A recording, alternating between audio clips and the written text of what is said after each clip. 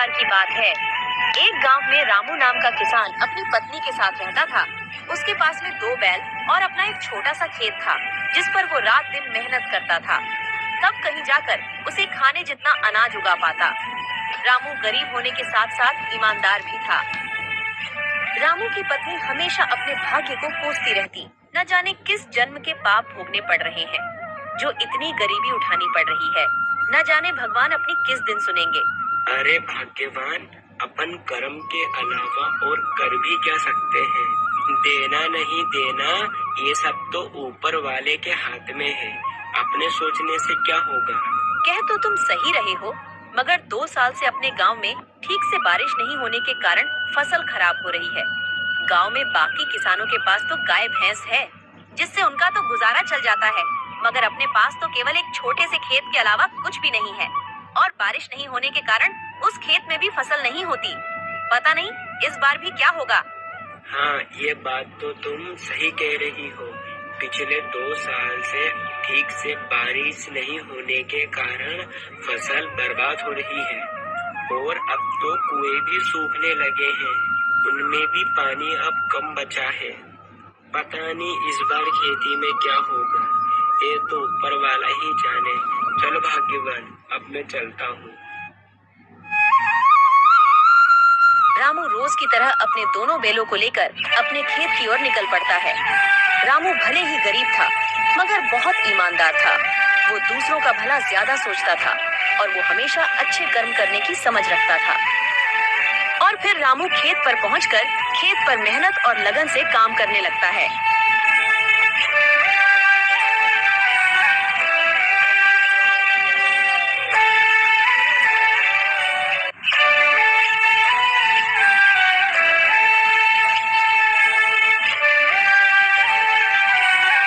थोड़ी देर बाद, अरे इतनी धूप में काम करने के बाद अब मुझे भूख लग रही है और अब तो मेरे ये दोनों बैल भी थक गए हैं। एक काम करता हूँ, मैंने अपने आधे खेत की तो जुताई कर ली है और आधे खेत की जुताई अब मैं कल कर लूंगा। मेरे ये बेचारे बैल भी थक गए हैं। चलो चलो अब अपन घर चलते हैं। रामू खुद से ज्यादा अपने बैलों का ख्याल रखता था। वह अपने बैलों से ज्यादा काम नहीं करवाता और रामू अपने घर पहुंच जाता। अरे ओ भाग्यवान, भाग्यवान, भाग्यवान, आज धूप में काम करते करते मुझे बहुत तेज भूख लग रही है। जाओ जाओ, तुम घर में जो कुछ भी है वो फटाफट से लेकर आओ। जब तक मैं अपने दोनों बैलों को चारा डालकर आता हूँ, जब तक तुम खाना परसो। इतने ही बीच में उन्हें एक आवाज सुनाई देती है। ये किसकी आवाज है? वह दोनों बाहर निकलकर देखते हैं तो एक साधु महाराज उनके घर के बाहर भिक्षा मांगने के लिए खड़े होते हैं। जो कुछ भी घर में हो, चावल, गेहूँ, बाजरा, दाल, वो मुझे दे दो बेटा। अरे साधु महाराज, हम सब पहले से ही इतने गरीब हैं। हम जैसे तैसे करके अपना जीवन गुजार रहे हैं, ऐसे में हम तुम्हें कहाँ से दान दें? गरीब किसान की स्थिति देखकर बाबा जी समझ चुके थे और बोले, कोई बात नहीं बेटा, कोई बात नहीं। ठीक है बेटा, अब मैं चलता हूँ। मैं किसी और घर से भिक्षा मांगकर खा लूंगा। अरे भाग्यवान, अपने घर में बाबा को देने लायक कुछ भोजन है क्या? क्या अपने घर में कहाँ से आएगा? अपने घर में बाबा को देने लायक कुछ भी नहीं है। केवल थोड़े से चावल थे जो तुम्हारे लिए बने हैं।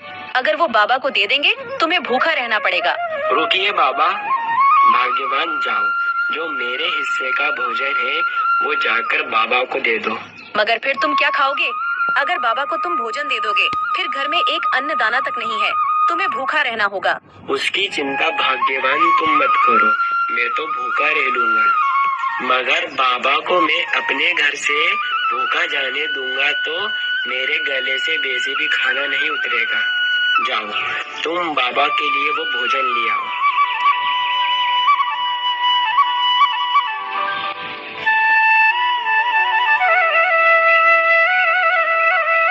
रामू की पत्नी रामू की बात के अनुसार रामू के हिस्से का खाना बाबा को दे देती है।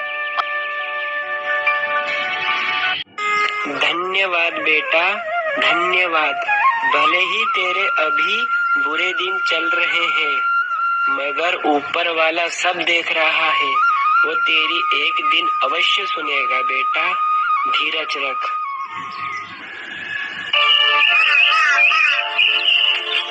फिर सुबह हर रोज की तरह रामू आज भी अपने 2 बेलों के साथ खेत की ओर चल देता है।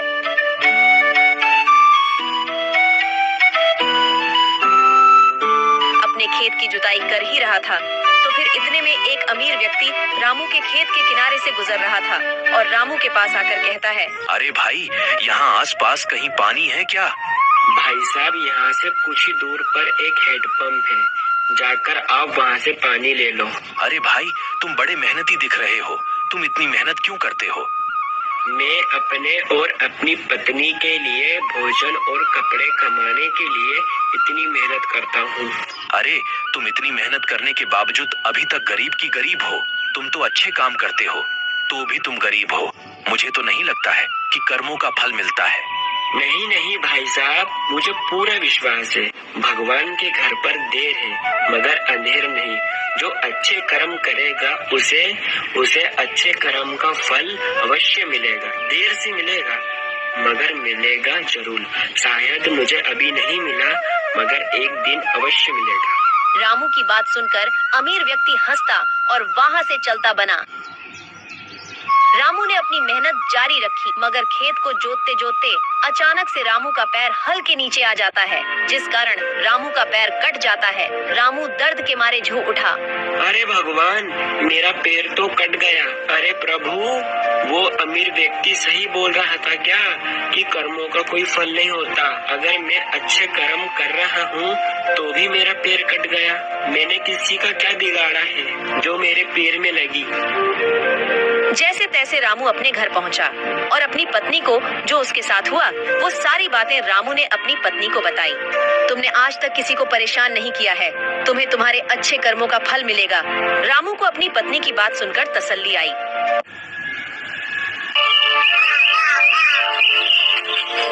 फिर अगले दिन रामू जख्मी होने के बाद भी अपने दोनों बैलों को खेत की ओर ले जाता है।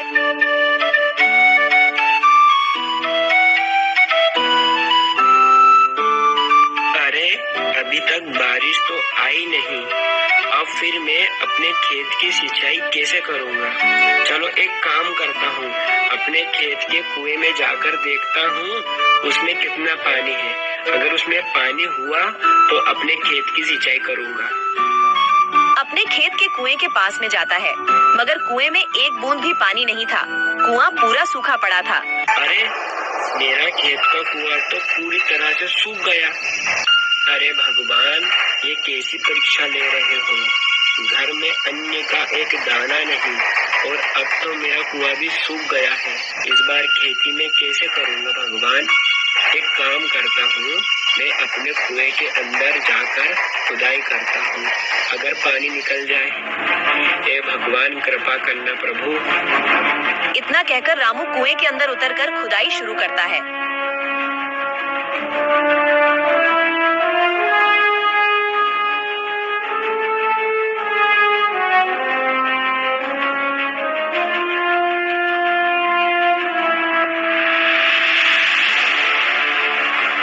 समय बाद अचानक से कुएं के एक पत्थर के अंदर से पानी निकलने लगता है। ये पानी कहाँ से आया? मुझे तो अपनी आंखों पर विश्वास ही नहीं होता। मुझे तो लगता है ये सब मेरे अच्छे कर्मों का फल है जो मुझे मिला। भाग्यवान सही कह रही थी कि तुम्हें तुम्हारे अच्छे कर्म का फल अवश्य मिलेगा। ऊपर वाले ने मेरी सुन ली। इस पानी से तो अब मैं अपने खेत की सिंचाई अच्छी तरह से कर सकूंगा। रामू की खुशी का कोई जवाब नहीं था। रामू पानी को देखकर बहुत खुश हो गया।